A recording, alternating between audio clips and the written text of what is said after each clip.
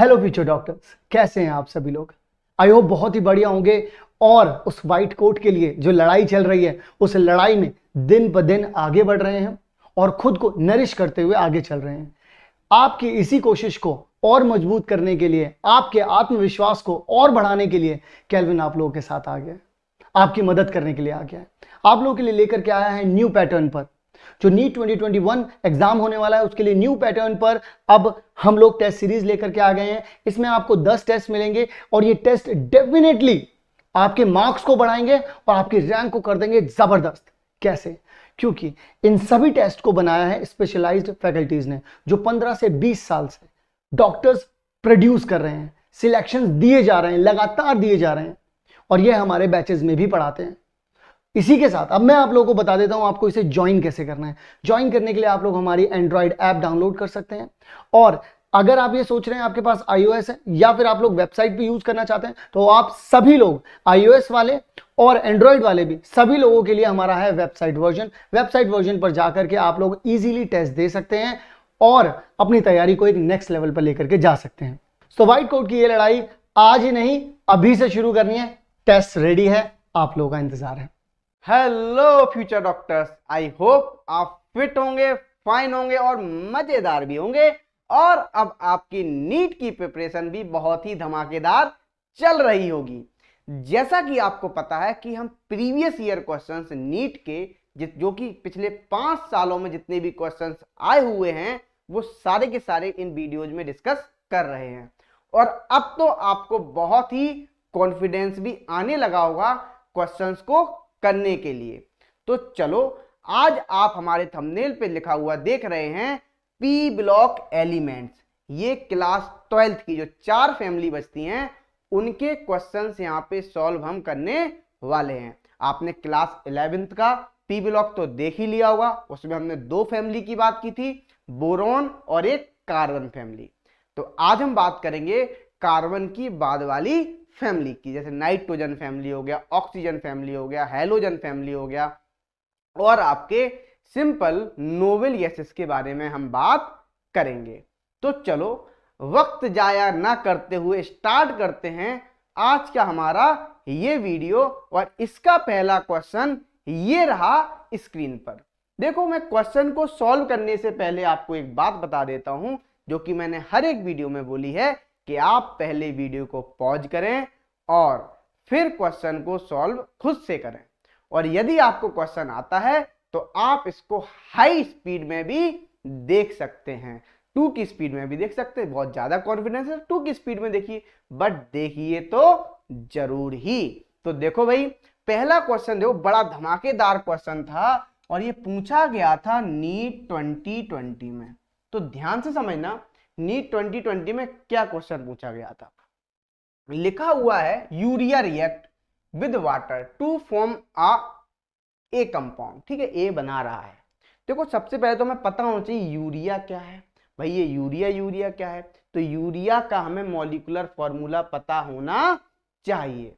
तो यूरिया का molecular formula क्या होगा, NH2CO NH2। ठीक है, इस तरीके से हमने यूरिया लिख दिया। अब इसको किस में डिजोल्व किया, हमने वाटर में डिजोल्व कर दिया। जैसे ही वाटर में डिजोल्व किया तो क्या बोल रहा है, ये बोल रहा है कि विच डिकम्पोज टू फॉर्म बी। अब हमने डिजोल्व करने के बाद ए बना, तो देखो क्या हो रहा है, ये क्या बन रहा है आपका, ए बन रहा है NH2COO NH4। और इसको हमने जैसे ही डिकम्पोज किया, क्या हुआ, जैसे ही इसको हमने डिकम्पोज किया तो कंपाउंड बी बना। तो डिकम्पोज करने पे आपको मिल गया यहाँ पे एक तो अमोनिया मिल गया, क्या मिल गया, अमोनिया मिल गया प्लस, और एक मिल गया आपको सिंपल यहाँ पे CO2 गैस मिल गई। ये 2 गैसेस मिल गई। ठीक है, देखो मैंने बैलेंस नहीं लिखी है केमिकल रिएक्शन, इस बात का ध्यान रखना। चलो अब देखो क्या हुआ, सिंपल अमोनिया गैस मिल गई। अब हमने when B pass through copper Cu2+ ion को, जैसे हमने ए बना और ये हमको बी मिल गया। ठीक है, अब हमने बी को पास करा दिया Cu2+ से, तो हमें मिला डीप ब्लू कलर का कंपाउंड। तो देखो compound solution C is form. ठीक है, what is the formula of C from the following. तो देखो सिंपल, जब आप कॉपर से पास कराएंगे अमोनिया को, ठीक है, तो सिंपल यहाँ पे बनता है, कॉम्प्लेक्स बनता है CuNH3 का होल 4, ये बनता है सिंपल। और यहाँ पे यदि हम बात करते हैं तो सिंपल जो ये मिलता है ये आपको डीप ब्लू कलर का मिलता है। कैसा मिलता है भाई? डीप ब्लू कलर का मिलता है। बोलो क्लियर? तो आई होप आपको मजा आ गया होगा ये क्वेश्चन सॉल्व करके। तो इसका आंसर देख लो, यहाँ पे सिंपल ABCD 4 ऑप्शन दिए गए हैं, तो आंसर हो गया इसका बी ऑप्शन। तो इसी के साथ ये क्वेश्चन होता है यहीं पे समाप्त। तो अब हम चलते हैं इसी प्रकार के नेक्स्ट क्वेश्चन पे। अगला क्वेश्चन हमारा क्या बोल रहा है? देखो ये भी क्वेश्चन नीट 2020 में पूछा गया था। तो एक बात मैं बता दूं आपको, मिनिमम क्वेश्चन तो 2 आने ही आने इस चैप्टर से हर साल, और मैक्सिमम 4 to 5 क्वेश्चंस भी आते हैं। मतलब ये चैप्टर बहुत इंपॉर्टेंट हो जाता है पी ब्लॉक, वो भी नीट के लिए, है ना। जैसे मैंने बताया था कोऑर्डिनेशन कंपाउंड, केमिकल बॉन्डिंग, है ना, इसी तरीके से पी ब्लॉक ये भी बहुत एक इंपॉर्टेंट चैप्टर है। लोग इसको जनरली लोगों को समझ नहीं आता है, लेकिन ये क्यों नहीं आता? क्योंकि बच्चा एनसीईआरटी अच्छे से नहीं पढ़ता है। बच्चे को एनसीईआरटी और क्लास नोट्स बहुत अच्छे से पढ़ने होते हैं। तो ये सारे क्वेश्चन जितने हम करा रहे हैं, सारे क्वेश्चंस क्लास के किए हुए हैं, वही क्वेश्चंस आ रहे हैं। और देखो पिछले 5 सालों में कितने आसान आसान क्वेश्चंस आए हैं, ये बात तो आपको रियलाइज हो ही गई होगी। ठीक है, तो चलो भाई अपन देखते हैं। ये आपको ऑक्साइड दिया गया, ये आपको नेचर दिया गया। नेचर वो तो बेसिक, न्यूट्रल, एसिडिक, एम्फोटेरिक इसकी बात कर रहा है। जैसे लिखा हुआ कार्बन मोनोऑक्साइड, तो कार्बन मोनोऑक्साइड जो गैस होती है ये सिंपल आपकी न्यूट्रल गैस होती है। कैसी होती है? Neutral gas. तो यहाँ पे क्या हो गया? न्यूट्रल। ठीक है, अच्छा अब देखो दूसरा लिखा हुआ बेरियम ऑक्साइड। जो बेरियम ऑक्साइड होता है ये बेसिक नेचर का होता है। कैसा होता है? बेसिक। तो देखो ये हो गया बेसिक, ध्यान से देखना, मतलब न्यूट्रल बोले तो ये कौन सा वाला है? सेकंड वाला, और बेसिक बोले तो ये कौन सा वाला है? ये आपका फर्स्ट है। ठीक है, अब देखो सिंपल समझना। अब Al2O3 आपने सुना होगा, सिंपल एल्यूमिनियम ऑक्साइड, है ना। तो Al2O3 कैसा होता है? एम्फोटेरिक होता है। कैसा होता है? एम्फोटेरिक, जो एसिड से भी रिएक्ट कर लेते हैं और एज वेल एज बेस से भी रिएक्ट कर लेते हैं। आप ऐसे बोल सकते हो, ऐसे ऑक्साइड जो एसिडिक और बेसिक दोनों बिहेवियर को रखते हैं। एसिडिक और बेसिक मतलब साधु संत हैं, सिंपल सा, किसी से कुछ लेना देना नहीं है, ना किसी से कुछ बैर है। वो बोलते हैं हम तो एसिडिक की तरह भी बिहेव करेंगे और बेसिक की तरह भी बिहेव करेंगे। तो सिंपल Al2O3 हो गया एम्फोटेरिक। एम्फोटेरिक कौन सा है भाई? देखो यहाँ पे एम्फोटेरिक। ठीक है, तो यहाँ पे आप देखो ये होता है सिंपल फोर्थ वाला यहाँ पे ऐड हो गया। अब Cl2O7, Cl2O7 कैसा होता है? ये आपका एसिडिक होता है। कैसा होता है? एसिडिक। ठीक है, तो आई होप आपको ये बात भी क्लियर हो गई होगी। तो देख लो भाई यहाँ पे कौन सा मैच कर रहा है। तो इस ए का क्या है? सेकंड। ए का सेकंड, ठीक है, ए वाले ऑप्शन में ए का सेकंड है, तो बी का फर्स्ट, ठीक है, बी का फर्स्ट, सी का फोर्थ, ठीक है, डी का थर्ड, बिल्कुल सही है। तो ऑप्शन क्या हो जाएगा? सिंपल आपका ऑप्शन बी हो जाएगा। बोलो भाई क्लियर? देखो कितने आसान क्वेश्चन आए हैं, लॉलीपॉप लॉलीपॉप क्वेश्चन आ रहे हैं। आप यहाँ पे इस क्वेश्चन को देख के भी समझ गए होंगे। चलो अब हम चलते हैं नेक्स्ट क्वेश्चन पे। हमारा अगला क्वेश्चन क्या बोल रहा है? देखो ये पूछा गया था नीट 2020। देखो मैं नहीं बोला, तो 3 क्वेश्चन आ गए 2020 में। मैंने मिनिमम 2 बोले थे, मैक्सिमम 4 to 5, 3 क्वेश्चन पूछे जा चुके हैं देखो 2020 में। तो आप देख लो, और बड़ा ही मजेदार क्वेश्चन है नीट 2020 का। यहाँ पे क्वेश्चन पूछा गया था, which of the following oxo acid of sulphur has O linkage. देखो भाई क्या बोल रहा है? ओ, ये लिंकेज होनी चाहिए। देखो सिंपल सी हम बात करें तो यहाँ पे आपको ये लिंकेज बतानी है। ठीक है, इस लिंकेज के लिए आप कैसे बताएंगे? आपको स्ट्रक्चर पता होना चाहिए। क्यों? स्ट्रक्चर सब कुछ बयां करता है। क्या बयां करता है? स्ट्रक्चर जो होता है वो सब कुछ बयां करता है। जैसे मान लो हम आपकी शादी कराएं, तो शादी के लिए मान लो लड़की वाले आपको देखने आएंगे, तो वो क्या देखेंगे? लड़का अच्छा चलता है, हैंडसम है, देखने में गुड लुकिंग है, सब कुछ सही है, तभी तो वो आपको लड़की का हाथ देंगे। तो आई होप आप इसी तरीके समझ जाओ। तो यदि आपको स्ट्रक्चर पता है तो आप बहुत सारे आंसर को सॉल्व कर लेते हैं।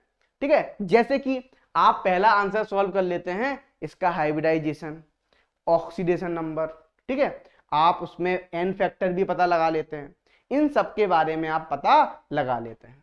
तो यहाँ पे यदि देखा जाए स्ट्रक्चर देखते हैं, जैसे H2SO3 सल्फ्यूरस एसिड, तो इसका स्ट्रक्चर किस तरीके से होगा, इस तरीके से होता है, ये भी आपका डाइबेसिक एसिड होता है, ये बना दिया, ठीक है। अब जब H2SO4 देखा जाए, सल्फ्यूरिक एसिड, इसका स्ट्रक्चर इस तरीके से होता है, देखो सिंपल, हमें परऑक्साइड लिंकेज चाहिए, ठीक है। अब देखो तो यहाँ पे क्या होगा, ये भी OH हो गया, ये भी देखो यहाँ भी O लिंकेज नहीं है, परऑक्साइड। अब यहाँ पे बात करते हैं कौन सा, पर ऑक्सो डाइसल्फ्यूरिक एसिड, इसके H2H2O8, तो यहाँ पे देखो ये क्वेश्चन भी पूछा जा चुका है, देखो मैं आपको क्लास में बताया था, एक बार मैंने पूछा था कि क्लास में पूछा गया था कि सल्फर सल्फर बॉन्ड होता है नहीं होता है, तो आप लोगों ने इसका आंसर दिया था। जो लोग यहाँ पे वीडियो बहुत से लोग हमें जानते हैं यहाँ पे, उन्हें पता है क्लास का क्वेश्चन है एज इट इज। तो देखो यहाँ पे डबल बॉन्ड हो, यहाँ पे OH, यहाँ पे डबल बॉन्ड हो, यहाँ पे डबल बॉन्ड हो, यहाँ पे OH, तो देखो सिंपली H2H2O8 हो गया, तो यहाँ पे सल्फर सल्फर बॉन्ड तो होता नहीं है, कैसा लिंकेज है, पर ऑक्साइड लिंकेज है, ठीक है। तो यहाँ पे आंसर क्या हो जाएगा, सिंपल आपका सी ऑप्शन हो गया। चलो मैं डी का भी आपको स्ट्रक्चर बता देता हूँ, सो डोंट वरी। तो डी के स्ट्रक्चर की यदि बात करते हैं तो क्या आएगा, ये आ गया, double bond O, double bond O, OH, double bond O, double bond O, OH, इस तरीके से बनता है सिंपल। यहाँ पे O लिंकेज होती है, ठीक है ना, सल्फर सल्फर बॉन्ड यहाँ भी नहीं है, तो बच्चा लिंक गड़बड़ कर देता है यहाँ पे, इस बात को ध्यान रखना। H2H2O से भी सोचता नहीं भाई इसमें नहीं होता है, सिर्फ किसमें होता है, पर ऑक्सो डाइसल्फ्यूरिक एसिड में O लिंकेज होती है। तो आई होप आपको ये बात क्लियर हो गई होगी। इसी के साथ अब हम चलते हैं नेक्स्ट क्वेश्चन पे। अगला क्वेश्चन हमारा क्या बोल रहा है, जो कि पूछा गया था नीट 2019 में, ध्यान से समझना क्या लिखा हुआ है क्वेश्चन। यहाँ पे लिखा हुआ है identify the incorrect statement related to PCl5 from the following. ठीक है भाई, हमें PCl5 के बारे में बताना है, तो सबसे पहले मैं एक काम करते हैं, PCl5 के बारे में बताना, PCl5 का स्ट्रक्चर बना लेते हैं। इसका हाइब्रिडाइजेशन क्या होता है, sp3d ट्राइगोनल बाई, क्या होता है, ट्राइगोनल बाई पिरामिडल, सिंपल। तो देखो इस तरीके से बनता है PCl5 का स्ट्रक्चर, ये Cl हो गया, ये Cl हो गया, ये Cl हो गया, ये Cl हो गया, ये Cl हो गया, ठीक है। अब देखो, अब आप क्या करोगे, सिंपल आपने जब इस तरीके से लिखा PCl5 का स्ट्रक्चर, तो देखो आप यदि देख रहे होगे इनका बॉन्ड एंगल कितना होता है, जो एक्सियल वाले हैं आपके, इनका बॉन्ड एंगल होता है 180, ठीक है। और जो इक्वाटोरियल वाले होते हैं सिंपल, ये Cl, इनमें कितना होता है, इसका बॉन्ड एंगल होता है 120, ठीक है, सिंपल सा। तो देखो यहाँ पे अब ऑप्शन पढ़ते हैं, PCl5 molecules is non reactive, नहीं भाई रिएक्टिव होता है। क्यों रिएक्टिव होता है, क्योंकि आसानी से क्या दे देता है, क्लोरीन गैस को दे देता है, क्या दे देता है, क्लोरीन गैस को आसानी से दे देता है। तो यही इसका स्टेटमेंट क्या है, इनकरेक्ट है, ठीक है। और देख लेते हैं अपन, बी ऑप्शन भी पढ़ लेते हैं। बी क्या लिखा, 3 equatorial PCl bond make an angle of 120 with each other, बिल्कुल सही बात है। ये वाले जो एंगल है 3 Cl, ये क्या बना रहे हैं बोलो, एंगल 120 डिग्री एंगल बना रहे हैं, बिल्कुल सही बात है, ठीक है। अच्छा, 2 axial PCl bond make an angle of 180 degree with each other, बिल्कुल हमने अभी हाल बताया था, जो एक्सियल वाले ये हैं बॉन्ड एंगल, ये कितने बना रहे हैं, ये आपका सिंपल 180 डिग्री बॉन्ड एंगल बना रहे हैं, ये भी हमने आपको बताया था। अब डी ऑप्शन लिखा हुआ, axial PCl bond are longer than equation PCl equatorial PCl bond, बिल्कुल सही बात है। जो आपकी एक्सियल वाली होती है, ये एक्सियल वाली बॉन्ड लेंथ, ठीक है, ये क्या होती है, हमेशा ज्यादा होती है कौन से बॉन्ड से, बोलो कौन सी बॉन्ड लेंथ से, ये वाली आपकी इक्वाटोरियल PCl बॉन्ड लेंथ से, इस बात को ध्यान रखना। इसीलिए देखो आप यदि सिंपल PCl5 का डिकम्पोजिशन कराते हो तो क्या बनता है, PCl3 मिलता है प्लस Cl2 गैस मिलती है, और ये कैसी होती है, रिएक्टिव होती है। तो आई होप आपको ये बात क्लियर हो रही होगी। तो देखो यहाँ पे आपको सॉल्यूशन भी मिल जाएगा, लिखा हुआ है it is a reactive gas, it is easily provides chlorine gas, आसानी से क्लोरीन गैस को प्रोवाइड करा देता है। और जो क्लोरीन निकलते हैं ना दोनों एटम, वो आपके एक्सियल वाले होते हैं, कौन से होते हैं, एक्सियल वाले। तो बोलिए भाई ये बात क्लियर आपको, तो आई होप आपको ये बात भी क्लियर हो गई होगी। तो चलो अब हम चलते हैं नेक्स्ट क्वेश्चन पे। अगला क्वेश्चन क्या बोल रहा है, लिखा हुआ है जैसे यहाँ पे नीट 2019 में पूछा गया था, ध्यान से समझना क्या बोल रहा है यहाँ पे, which is the correct thermal stability order for H2E। तो देखो सिंपल ये बोल रहा है H2E का हमें थर्मल स्टेबिलिटी का ऑर्डर बताना है। मतलब सिंपल देखो H2O, H2S, H2Se, H2T, H2PO। तो देखो जब आप टॉप टू बॉटम आएंगे, क्या आएंगे, टॉप टू बॉटम आएंगे, तो एक बात ध्यान रखना, जब टॉप टू बॉटम आएंगे तो जो बॉन्ड बनेगा जनरली H और E के बीच में, H और E के बीच में जो बॉन्ड बनेगा वो कैसा बनेगा, बीकर बनेगा, है ना। तो जब बीकर बनेगा, ये बात क्लियर, जब बीकर बनेगा तो आप समझ जाओ, ठीक है, तो आसानी से क्या हो जाएगा, वो तो ब्रेक डाउन हो जाएगा। तो यहाँ पे यदि हम देखें सिंपल, तो यहाँ पे फिर किसका ऑर्डर हो जाएगा, जो होगा यदि थर्मल स्टेबिलिटी, तो H2 ज्यादा स्टेबल होगा, उससे कम H2S, उससे कम H2Se, उससे कम H2TE और उससे कम H2PO। ये आंसर देख लो आप इसमें, तो सिंपल वही आंसर हो जाएगा। तो आंसर कौन सा दिया हुआ है, सिंपल आपका डी ऑप्शन दिया हुआ है। तो आई होप आपको ये बात भी क्लियर हो रही होगी। देखो मैं आपको एक्सप्लेनेशन भी लिखा हुआ दिखा देता हूँ, लिखा हुआ है सिंपल, क्या लिखा हुआ है यहाँ पे आप देख सकते हैं, the thermal stability of hydrides, ठीक है, decreases from H2O to H2PO। क्या होता है, डिक्रीज करता है H2O से H2PO तक, ठीक है, डिक्रीज करता है टॉप टू बॉटम। अब देखो this is because as the size of atom E in H2E increases, तो क्या हो रहा है, साइज ऑफ एटम इंक्रीज हो रहा है, तो the bond HE becomes weaker. तो क्या हो रहा है, तो क्या हो रहा है बोलो, बॉन्ड जब वीक हो रहा है, जब बॉन्ड वीक हो रहा है तो वो क्या हो जाएगा, आसानी से ब्रेक हो जाएगा हीट करने पे। तो इसलिए इसका ऑर्डर क्या हो जाएगा, थर्मल स्टेबिलिटी का जस्ट अपोजिट हो जाएगा, H2O फिर H2T फिर H2Se फिर H2S और फिर H2O। यही मैंने बताया था सिंपल, देखो यही मैंने बताया था, क्या बताया था, He बॉन्ड स्ट्रॉन्ग बॉन्ड होता है जो क्या होता है, टॉप टू बॉटम आने पे वीक होता है, जब वीकर होगा तो हीट दोगे तो बॉन्ड आसानी से ब्रेक हो जाएगा, और आसानी से ब्रेक हो जाए तो वो स्टेबल नहीं है इतना ज्यादा। तो सिंपल सा यहाँ पे आपको क्या करना पड़ेगा, जब आप सिंपल क्या टॉप टू बॉटम आएंगे तो थर्मल स्टेबिलिटी डिक्रीज होगी, और बॉटम टू टॉप जा रहे हैं यहाँ पे तो क्या हो रहा है, थर्मल स्टेबिलिटी इंक्रीज हो रही है। तो आई होप आपको ये बात भी क्लियर हो गई होगी।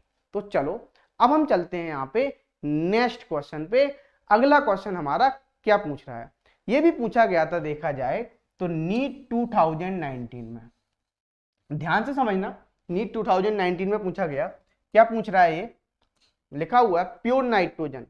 यदि हमें प्योर नाइट्रोजन बनाना है तो किससे मिलेगा, देखो आपको एजाइड, सोडियम एजाइड ले लो या बेरियम एजाइड ले लो, सिंपल वहां से क्या मिलेगा आपको, प्योर नाइट्रोजन मिलेगा, ठीक है। हेबर प्रोसेस, आपको पता हो हेबर प्रोसेस क्या होती थी, अमोनिया बनाने का मेथड था, क्या बनाने का मेथड था, अमोनिया बनाने का मेथड था। तो सिंपल ये क्या हो जाएगा, हेबर प्रोसेस, अमोनिया बनाने का मेथड है। कॉन्टैक्ट प्रोसेस, तो कॉन्टैक्ट प्रोसेस से यदि याद हो आपको, सल्फ्यूरिक एसिड बनाते थे, क्या सल्फ्यूरिक एसिड सेकेंड, और आपका डी क्या हो जाएगा, सिंपल डी हो जाएगा आपका क्लोरीन, ठीक है फर्स्ट। तो मतलब क्या हो गया, ए का हो गया फोर्थ, तो ए का हो गया फोर्थ, बी का हो गया आपका सिंपल यहाँ पे थर्ड, तो बी का हो गया थर्ड, सी का हो गया सिंपल आपका सेकंड, डी का हो गया फर्स्ट। ये आपका ए ऑप्शन यहाँ पे क्लियर हो गया। तो आई होप आपको ये बात भी क्लियर हो रही होगी। देखो कितने आसान आसान क्वेश्चंस आए हैं अभी तक, आप देख रहे हो बिल्कुल इस तरीके क्वेश्चंस हैं। बस आपको यदि क्वेश्चन का ट्रिक पता है किस तरीके से करना है, बस सॉल्व हो गया। डायरेक्ट क्वेश्चन पूछा गया है, कुछ नहीं पूछा। देखो आप कितने आसान क्वेश्चंस आ रहे हैं, और आप लोग पता नहीं क्या क्या पढ़ते रहोगे। नहीं भाई, इतना नहीं पढ़ना है। इसीलिए बोला जाता है कि नीट में जो पूछा जाता है वही पढ़ना चाहिए, है ना। नॉलेज लेना है, वो मैं नहीं बोल रहा कि नॉलेज नहीं लो भाई, लेकिन जो पहले जो आता है उसको पहले अच्छे से करो, वो अच्छे से हो जाए तब आगे बढ़ो, ठीक है। चलो नेक्स्ट चलते हैं, अगले क्वेश्चन पे चलते हैं। देखो जो नीट 2019 में क्वेश्चन रिपीट हुआ, ये कब पूछा गया था, नीट फर्स्ट 2016 में भी पूछा गया था, जो जस्ट रिपीट हो गया। तो हम बोलते हैं इसीलिए आपसे कि नीट PYQ अच्छे से कर लो, है ना, वो रिपीट होते हैं जस्ट। जैसे लिखा हुआ है यहाँ पे question, match the xenon compound in column first with its structure in column second and assign the correct code. ठीक है, चलो बताते हैं इसको। तो सिंपल आपको बनाने हैं स्ट्रक्चर। तो यदि मैं बात करूं HCF4 का, यदि मैं HCF4 के स्ट्रक्चर की बात करता हूं तो HCF4 का स्ट्रक्चर कैसा बनता है, HCF4 का स्ट्रक्चर बनता है आपका कैसा, बोलो, स्क्वायर प्लेनर। दोनों जो लोन पेयर 8 होते हैं, फ्लोरीन 1 इलेक्ट्रॉन की शेयरिंग करेगा, तो 1 इलेक्ट्रॉन की शेयरिंग करेगा, तो यहाँ पे क्या हो गए 4 फ्लोरीन। और सिंपल जो 2 लोन पेयर बचे हैं तो वो कहाँ रख देते हैं, जस्ट अपोजिट एक्सियल पोजीशन पे रख देते हैं, जिससे क्या होता है, रिपल्सन कम होता है। ठीक है, स्टेबिलिटी उसमें ज्यादा आती है। तो यहाँ पे क्या हो गया, HCF4 हो गया। ठीक है, तो स्क्वायर प्लेनर, ए का क्या आंसर हो गया, ए का आंसर हो गया सिंपल स्क्वायर प्लेनर। तो देखो ए का हो गया, मैं यहाँ पे लिखता जा रहा हूँ, ए का सेकंड, ठीक है। अब बी का देखते हैं, XeF6 लिखा है। जब XeF6 लिखा है तो देखो, यदि आप देख रहे हो यहाँ पे आपके पास जिनोन के आउटर मोस्ट सेल में 8 इलेक्ट्रॉन है, जिसमें से 6 चले गए, एक लोन पेयर बचा हुआ है, ठीक है, एक लोन पेयर बचा हुआ है, मतलब 6 बोले तो यदि आप देखोगे यहाँ पे, तो यहाँ पे जो स्ट्रक्चर बनता है जिनोन फ्लोराइड का, जो बनना चाहिए था कैसा, बोलो, बनना चाहिए था ऑक्टाहेड्रल, ठीक है, लेकिन अब बनेगा कैसा, अब तो ऑक्टाहेड्रल होगा नहीं, क्योंकि एक लोन पेयर आ गया। जब एक लोन पेयर आ जाएगा तो वो कैसा जाएगा, ये सिंपल यहाँ पे डिस्टॉर्शन आ जाएगा इस लोन पेयर की वजह से, क्योंकि lone pair bond pair repulsion बढ़ जाएगा। जब lone pair bond pair repulsion बढ़ जाएगा तो डिस्टॉर्शन आ जाएगा, तो यहाँ पे कौन सा शेप बनेगा, यहाँ पे शेप बनेगा आपका सिंपल डिस्टॉर्टेड ऑक्टाहेड्रल। कैसा बनेगा, डिस्टॉर्टेड ऑक्टाहेड्रल, ठीक है, इस बात को ध्यान रखना। तो यहाँ पे क्या बन रहा है, XeF6 का थर्ड हो गया, ठीक है, तो बी का क्या हो गया, थर्ड।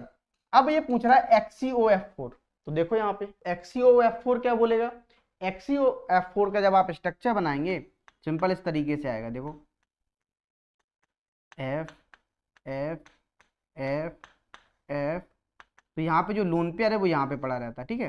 तो सिंपल जो मिलेगा आपको स्ट्रक्चर वो कैसा मिलेगा, वो स्ट्रक्चर मिलेगा आपको स्क्वायर पिरामिडल। कैसा मिलेगा, स्क्वायर पिरामिडल। तो इस बात को ध्यान रखना, ठीक है। तो आपका डी का क्या, सी का क्या हो गया, सी का हो गया आपका सिंपल फोर्थ, ठीक है। अब देखो, अब डी का देखते हैं, डी क्या XeO3 है, तो XeO3 का जब आप स्ट्रक्चर बनाएंगे तो कैसा बनाएंगे, देखो ये बनाएंगे। ऑक्सीजन कितने इलेक्ट्रॉन की शेयरिंग करता है, 2 इलेक्ट्रॉन की, और यहाँ पे कितने ऑक्सीजन, 3 ऑक्सीजन है, तो देखो 6 इलेक्ट्रॉन तो यहाँ चले गए, सिंपल इस तरीके से देखो ये बन गया। तो क्या बन गया आपका XeO3 बन गया एक लोन पे। तो ये किस तरीके से देखो, देखोगे तो अमोनिया टाइप मॉलिक्यूल है। यदि आपसे हाइब्रिडाइजेशन भी पूछा जाता तो क्या बोलते हैं, 1 2 3 3, सिंपल 1 2 3 और 1 4, एक लोन पेयर, 3 सिग्मा एक लोन पेयर, sp3 हाइब्रिडाइजेशन होता, ठीक है। अच्छा, अब देखो, तो यहाँ पे यदि हाइब्रिडाइजेशन पूछा जाता तो अब कितना होता, 1 2 3 4 5 6 7, तो मतलब sp3d3 होता, ठीक है। अब देखो यहाँ पे क्या होता, sp3d2 होता, ठीक है, हाइब्रिडाइजेशन। यहाँ पे क्या होगा, यहाँ भी आपका 1 2 3 4 5 6, तो sp3d2 तो आपका यहाँ भी होगा, ठीक है, इस बात को ध्यान रखना। तो अब यहाँ पे यदि बोला जाए तो क्या हो जाएगा, XeO3 का जो स्ट्रक्चर बनेगा वो बनेगा पिरामिडल। कैसा बनेगा, पिरामिडल। तो डी का क्या हो गया, फर्स्ट। देखो आपसे मैंने दोनों बता दिए, तो डी का फर्स्ट हो गया। आपको मैंने हाइब्रिडाइजेशन भी निकालना बता दिया। हाइब्रिडाइजेशन आप सिंपल इस तरीके से निकालोगे, number of sigma bond count कर लो और नंबर ऑफ किसको, लोन पेयर को। इसका समीशन 2 आता है तो sp, 3 आता है sp2, 4 sp3, 5 sp3d, 6 sp3d2 और 7 आता है तो sp3d3, सिंपल।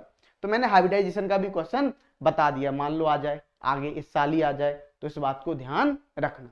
तो देखो ये हो गया। अब आप सिंपल यहाँ पे जब मैच कराएंगे तो क्या होगा, ए का आपका क्या है, ए का आपका सेकंड, ए का सेकंड देखो, तो ए का ये तो फर्स्ट नहीं है, ये भी नहीं है, तो 2 ऑप्शन तो ऐसे ही हो, ए का फर्स्ट सेकंड, सी और डी हो गया, ठीक है। बी का क्या है, बी का आपका है थर्ड, तो बी का थर्ड है, चलो ठीक है, दोनों में थर्ड लिखा हुआ है। सी का क्या लिखा हुआ है आपका, स्क्वायर पे मतलब फोर्थ, जो सी का फोर्थ, तो सिंपल क्या हो गया आपका सी आंसर हो गया। तो आई होप आपको ये क्वेश्चन भी अच्छे से क्लियर हो गया होगा। मैंने स्ट्रक्चर आपको इसलिए बना के दिखा दिए जिससे आपको स्ट्रक्चर याद रहे। हमने जैसा बोला कि स्ट्रक्चर बहुत इंपॉर्टेंट होते हैं। यदि इनऑर्गेनिक केमिस्ट्री को बहुत आसान बनाना है तो एक स्ट्रक्चर जो होते हैं कंपाउंड के, वो एक अलग ही रोल अपना अदा करते हैं। इस बात को ध्यान रखना, क्योंकि बहुत सारे क्वेश्चंस जो स्ट्रक्चर से बनते हैं वो सारे के सारे सॉल्व हो जाते हैं। इवन हर मैक्सिमम क्वेश्चन आप सॉल्व कर लो, इनऑर्गेनिक फिजिकल में भी कुछ कॉन्सेप्ट लग जाते हैं। तो आई होप आप मेरी बात समझ पा रहे होंगे। तो देखो अब हम चलते हैं नेक्स्ट क्वेश्चन पे। हमारा अगला क्वेश्चन क्या बोल रहा है इसको समझते हैं। जैसे ये पूछा गया था सिंपल नीट 2018 में, तो ध्यान से समझना, लिखा हुआ है विच of the following statement is not true for halogen. ठीक है भाई, हेलोजन के लिए बताना है। आपको पता है हेलोजन कौन होते हैं, फिर कल बाहर आई आत्मा, simple fluorine, chlorine, bromine, iodine. 80 में इसलिए नहीं लिख रहा हूं क्योंकि वो रेडियो एक्टिव होता है। ठीक है, अब देखो यहाँ भी भूत प्रेत आते हैं, सिंपल सा है ना, तो याद रखो। तो पीरियोडिक टेबल में सब है, भूत प्रेत आपके सब कुछ आ जाते हैं, है ना, ईश्वर, सब कुछ आता है। तो देखो इसीलिए तो केमिस्ट्री आपकी क्या होती है, बहुत आसान होती है। तो अब हम देखें यहाँ पे जैसे लिखा हुआ all form monobasic oxy acid, ये बात तो सही है, बिल्कुल सही बात। HClO4 HClO3 आप कोई भी बना लो, ये मोनोबेसिक एसिड ही बनाते हैं, ठीक है, सही बात है। चलो अब हम जैसे बात करें यहाँ पे ए ऑल आर ऑक्सीडाइजिंग एजेंट, बिल्कुल सही बात है। जितने भी आपके फ्लोरीन, क्लोरीन, ब्रोमीन, आयोडीन होते हैं, ये कैसे होते हैं, ये आपके ऑक्सीडाइजिंग एजेंट होते हैं। और वो भी कैसे ऑक्सीडाइजिंग एजेंट होते हैं, वीक ऑक्सीडाइजिंग एजेंट होते हैं। ये आपने पढ़ा होगा, ठीक है, ऑर्गेनिक में हम इनको यूज करते हैं ऑक्सीडाइजिंग एजेंट की तरह। अब देखो नेक्स्ट लिखा हुआ है all but fluorine show positive oxidation state, नहीं भाई, ठीक है, फ्लोरीन यहाँ पे सभी, और फ्लोरीन यहाँ पे +1 ऑक्सीडेशन स्टेट को शो नहीं करता है। जनरली जो फ्लोरीन होता है वो हमेशा -1 ऑक्सीडेशन स्टेट को शो करता है, इस बात को ध्यान रखना। एक केस में देख लो बस, FOH होता है, वहां पे आपका क्या था, +1 की तरह बिहेव करता है, और बाकी जगह कैसा होता है, वो -1 ही ऑक्सीडेशन स्टेट को शो करेगा, इस बात को ध्यान रखना, ठीक है। अच्छा अब देखो डी है, chlorine has the highest electron gain enthalpy. जो क्लोरीन होता है इसका क्या होता है, हाईएस्ट इलेक्ट्रॉन गेन एंथैल्पी होती है, बिल्कुल बात सही है, क्योंकि क्लोरीन की हाईएस्ट इलेक्ट्रॉन गेन एंथैल्पी होती है, तो डी ऑप्शन भी आपका सही है। तो ऑप्शन गलत कौन सा है, ऑप्शन गलत हो गया आपका सी, क्योंकि वहां पे क्या बोल रहा है, फ्लोरीन का ऑक्सीडेशन नंबर +1, जो कि नहीं होता है। फ्लोरीन का जो ऑक्सीडेशन नंबर हमेशा होता है वो -1 होता है, इस बात को ध्यान रखना। क्लोरीन, ब्रोमीन, आयोडीन क्या करते हैं, वो वेरी करते हैं, उनका ऑक्सीडेशन स्टेट फिक्स नहीं होता है, इस बात को ध्यान रखना। तो चलो अब हम चलते हैं नेक्स्ट क्वेश्चन पे। अगला क्वेश्चन हमारा क्या पूछ रहा है, जो कि पूछा गया था नीट 2017 में। चलो भाई करते हैं, क्या बोल रहा है यहाँ पे, देखो पूछा गया in which pair of ions both the species contain SS bond. ये बोला इसमें से आपको पेयर ऑफ आयन दे दिए, इसमें बताना है हमें सिंपल, दोनों स्पीसीज हैं वो क्या शो कर रही हैं, बोलो SS बॉन्डिंग को शो कर रही हैं। तो चलो देख लेते हैं, यदि हम स्ट्रक्चर बनाएं तो बनाते हैं यहाँ पे। तो यहाँ पे तो देखो यहाँ पे सिंपल, जब आप स्ट्रक्चर बनाएंगे तो देखो क्या बनाएंगे, S4O6 2- का। देखो आपको मैंने पहले ही बोला था, यदि आपको स्ट्रक्चर याद होंगे तो आप बहुत आसानी से क्वेश्चन को सॉल्व कर लेंगे। तो लिखते हैं यहाँ पे जैसे S है ना, S S S, और यहाँ पे क्या हो जाएगा, double bond O, double bond O, O-, double bond O, double bond O, O-। तो इसमें तो देखो SS बॉन्ड होता है सिंपल, ठीक है, S4O6 2-, इसका मैंने स्ट्रक्चर बना दिया। अब बनाते हैं हम H2O3 2- का, ठीक है, यही स्ट्रक्चर घूम रहे हैं, H2O3 का भी बना देते हैं। तो H2O3 क्या होगा, सिंपल जब आप H2O3 का स्ट्रक्चर बनाएंगे तो ये क्या होगा, ये हो जाएगा आपका simple S double bond S, और यहाँ पे O-, यहाँ भी O-, और यहाँ पे डबल बॉन्ड O, ठीक है।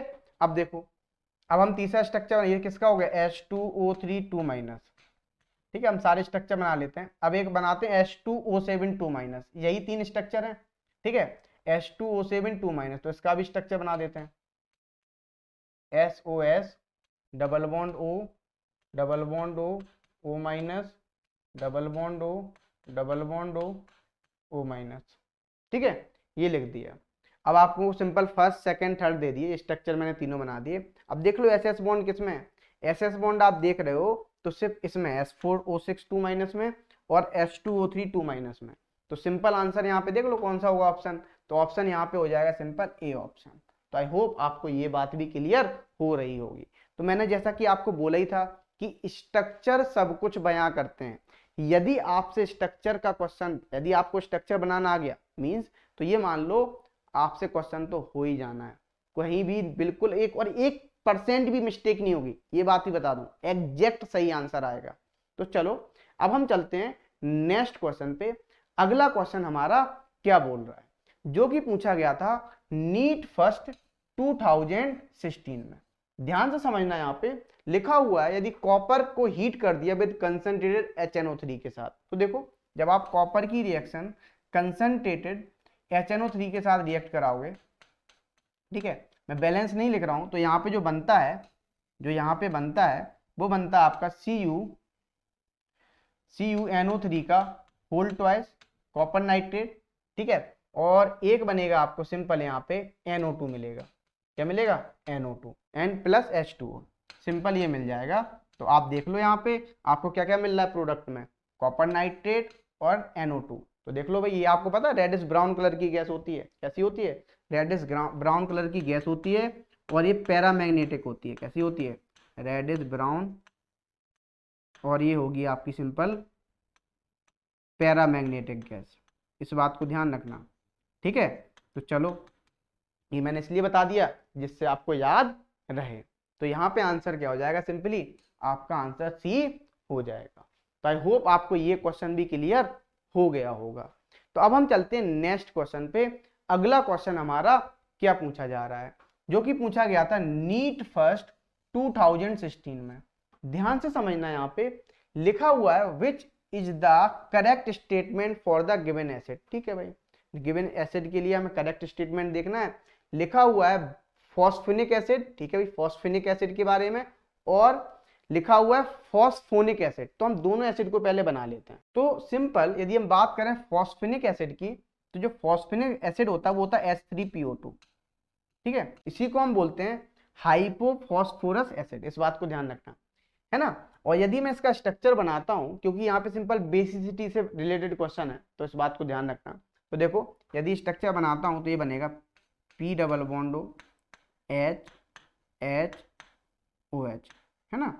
ये आपका कैसा है? याद रखना, फॉस्फेनिक एसिड, या हाइपो लिख देता हूं मैं यहाँ पे simple hypophosphorous acid, phosphorous acid, forces acid, ठीक है। और एक होगा आपका सिंपल यहाँ पे फॉस्फोनिक एसिड, ये होता है आपका ऑर्थोफॉस्फोरस एसिड। क्या होता है? H3PO3, H3PO3 ऑर्थोफॉस्फोरिक एसिड होता, फॉस्फोरस एसिड होता है सिंपल। तो यहाँ पे क्या बनाओगे आप? सिंपल ये होता है P डबल बॉन्ड O, ये होता है आपका OH, ये होता है OH, ये होता है H, ये बन गया स्ट्रक्चर, ठीक है। और यहाँ पे यदि हम बात करें इसके एन फैक्टर की बात करते हैं, इसी को हम क्या बोलते हैं? Phosphonic acid. क्या बोलते हैं? Phosphonic acid. अब यदि हम इन दोनों में एन फैक्टर की बात करें, या बेसिसिटी की बात करें, या मोनोप्रोटिक है, डाईप्रोटिक है, सिंपल इनकी बात करते हैं, तो देखो ये कितने H+ आयन डोनेट करेगा? एक H+ आयन। तो इसका एन फैक्टर क्या हो जाएगा? इसका एन फैक्टर हो जाएगा सिंपल 1, ठीक है। ये वाले नहीं देगा 2 हाइड्रोजन, बच्चा गड़बड़ी कर देता है, इन 2 हाइड्रोजन को काउंट नहीं भाई, ये हाइड्रोजन नहीं देगा। सिंपल OH वाले के साथ जो हाइड्रोजन होता है वो H+ देता है। तो एन फैक्टर बोलते हैं इसी को, एक्स फैक्टर इसी को बैलेंस फैक्टर, ठीक है सिंपल। तो इसका क्या हो गया? मोनोबेसिक। ये कैसा हो जाएगा? एसिड। बोलो, ये एसिड हो जाएगा मोनोबेसिक, मोनोबेसिक या मोनोप्रोटिक, ठीक है सिंपल। अब देखो ये कैसा होगा? यदि आप देखो यहाँ पे ये वाला H नहीं देगा, बच्चे यहाँ पे 3 आंसर लगा देते हैं, इसका 3 एन फैक्टर लगाते हैं, नहीं 2 होता है। क्या होता है? 2 एन फैक्टर होता है। तो सिंपल यहाँ पे 2 H+ आयन जाएंगे। जब 2 H+ आयन जाएंगे ये वाले, तो सिंपल यहाँ पे कैसा हो जाएगा? ये हो जाएगा डाईप्रोटिक, या आपका डाई बेसिक एसिड। कैसा हो जाएगा? Di basic acid. क्योंकि हम एसिड की क्या बताते हैं? एसिड की हम बताते हैं सिंपल बेसिसिटी। इस बात को ध्यान रखना, ठीक है। तो आई होप आपको ये बात क्लियर हो गई होगी। तो देखते हैं यहाँ पे आंसर देखते हैं। तो क्या लिखा हुआ? Phosphonic acid is a monoprotic acid, ठीक है भाई, हमें करेक्ट स्टेटमेंट बताना है। While phosphonic acid is diprotic acid, बिल्कुल बात सही है। सिंपल आपका यहाँ पे ए आंसर हो जाएगा। ये आपका फॉस्फोनिक एसिड इज डाईप्रोटिक, नहीं भाई डाईप्रोटिक कहाँ है? यहाँ पे ये क्या आ रहा है? फॉस्फोनिक एसिड आपका डाई मोनोप्रोटिक है ना, सिंपल। मोनोबेसिक या मोनोप्रोटिक, ये कैसा है? डाईप्रोटिक है। तो ये तो गलत लिखी हुई है, ये भी स्टेटमेंट गलत है। ये आपका बोथ आर डाईप्रोटिक, नहीं। बोथ आर ट्राइप्रोटिक एसिड, नहीं भाई। ट्राइप्रोटिक एसिड आपका सिर्फ एक ही होता है, वो होता है H3PO4, ठीक है, ये होता है सिंपल। इसका भी मैं स्ट्रक्चर बना देता हूँ। ये आपका क्या होता है? ये आपका ट्राई बेसिक एसिड होता है। ये 3 H दे देता है। क्या देता है? 3 H, इसलिए इसको क्या बोलते हैं हम? Try basic acid. तो आई होप आपको ये बात क्लियर हो गई होगी। तो आंसर मैंने क्या लगाया था? सिंपल आपका आंसर ए लगाया था। तो अब हम चलते हैं नेक्स्ट क्वेश्चन पे।